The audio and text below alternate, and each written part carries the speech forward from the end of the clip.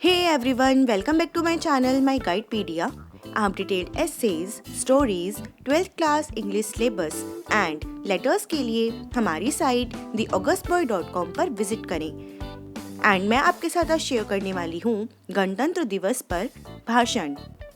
हम सभी यहाँ गणतंत्र दिवस के विशेष अवसर का जश्न मनाने के लिए हैं। इस साल 26 जनवरी 2022 को भारत अपना 73वां गणतंत्र दिवस मना रहा है। 26 जनवरी या भारत का गणतंत्र दिवस वह दिन है जब 1950 में भारत का संविधान लागू हुआ था। जैसा कि हम सभी जानते हैं कि अंग्रेजों ने भारत पर 200 से अधिक वर्षों तक शासन किया। भारत को आज़ादी 1947 में 15 अगस्त को मिली थी। एक स्वतंत्र गणतंत्र देश बनने के लिए भारत के ऐतिहासिक और शुभ क्षणों की याद में गणतंत्र दिवस मनाया जाता है। आज़ादी से पहले भारत ब्रिटिश शासन के अधीन था और उसका अपना संविधान नहीं था। भारत अंग्रेजों द्वारा लागू कानूनों का पालन करता है। स्वतंत्रता प्राप्ति के बाद वह समय की मांग थी कि हम अपना स्वयं का संविधान लाएं। Doctor B.R. अम्बेडकर, जो समिति के प्रमुख थे, ने भारतीय संविधान का एक मसौदा प्रस्तुत किया। इसे 26 नवंबर 1949 को अपनाया गया था और यह 26 जनवरी 1950 को एक ऐतिहासिक दिन पर लागू हुआ था। इसलिए गणतंत्र दिवस हर साल नई दिल्ली में राजपथ पर उस दिन की याद में मनाया जाता है जब हमारा अपना संविधान भारत में लागू हुआ था। आमंत्रित अतिथियों के साथ राष्ट्रपति, प्रधानमंत्री और भारत के अन्य अधिकारियों के साथ गणतंत्र दिवस मनाने के लिए राजपथ पर एक बड़ी भीड़ इकट्ठा होती है।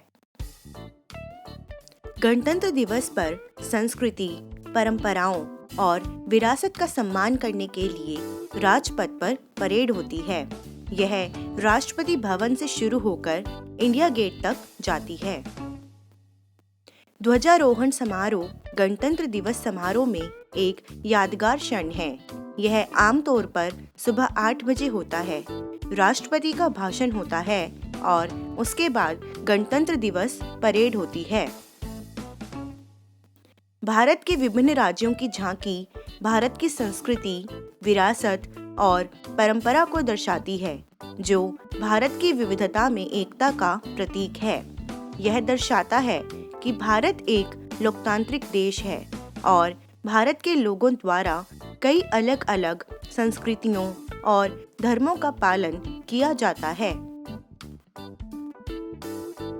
गणतंत्र दिवस मार्च देखना एक यादगार पल है। यह भारतीय रक्षा क्षमता को भी दर्शाता है। देश की रक्षा के लिए अपना जीवन समर्पित करने वाले भारतीय सैनिकों, शहीदों और वीरों को कई प्रतिष्ठित पुरस्कार दिए जाते हैं। नागरिकों को उनके अच्छे कामों के लिए कई पुरस्कार भी दिए जाते हैं। हर साल भारत गणतंत्र दिवस समारोह के लिए विशिष्ट अतिथि को आमंत्रित करता है। गणतंत्र दिवस पूरे भारत में बहुत उत्साह के साथ मनाया जाता है।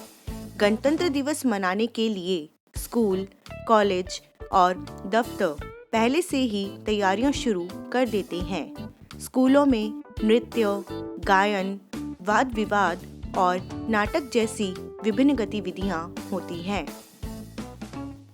पूरा वातावरण देशभक्ति और ऊर्जा से भर जाता है।